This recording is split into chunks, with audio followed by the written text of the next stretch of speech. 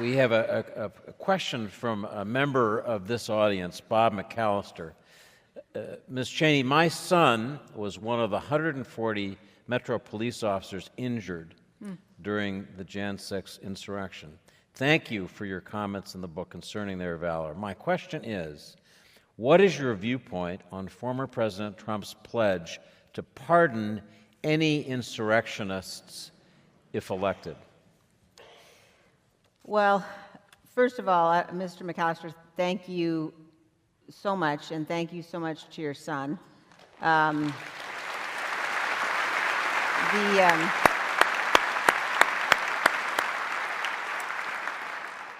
know, if you watch what happened on the west front of the Capitol that day, you know, although thousands of people had managed to get into the Capitol, the police officers who prevented thousands more from coming in, they saved our lives, and they saved our democracy, and it you know, we would not have been able to get through what we did without them. And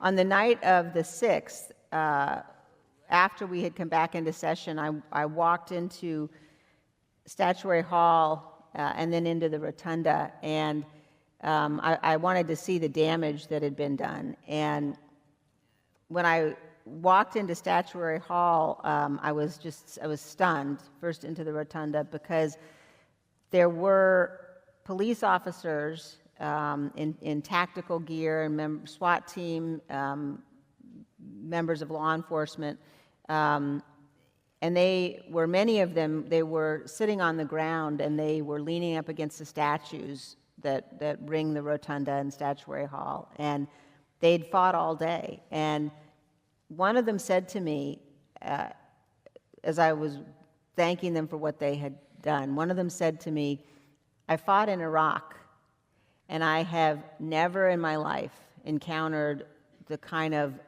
bloody sort of desire to tear us limb from limb that I faced in this mob today."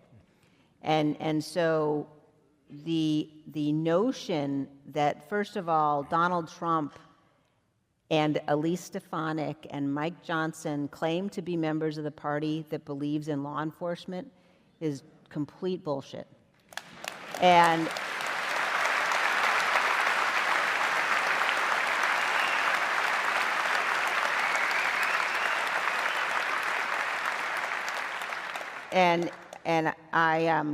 I think everybody needs to remember what Donald Trump watched happen that day, what Republicans who excuse that attack are excusing that day, the absolute assault on law enforcement. That's not a party that is the party of law enforcement. And for Donald Trump now to say things like it was a day of love, which he does, and to suggest that he's going to pardon the people that attacked our Capitol and assaulted law enforcement, I mean, that tells you who he is. It tells you who he is, and that's not the person that we can have leading the country. It's not somebody that anybody or any of our children should ever be looking up to, and I think everybody ought to remember what he's advocating, and again, not just him. And I'm sorry for using the phrase I did, but I can't think of a better way to describe it. This is a party that's abandoned law enforcement.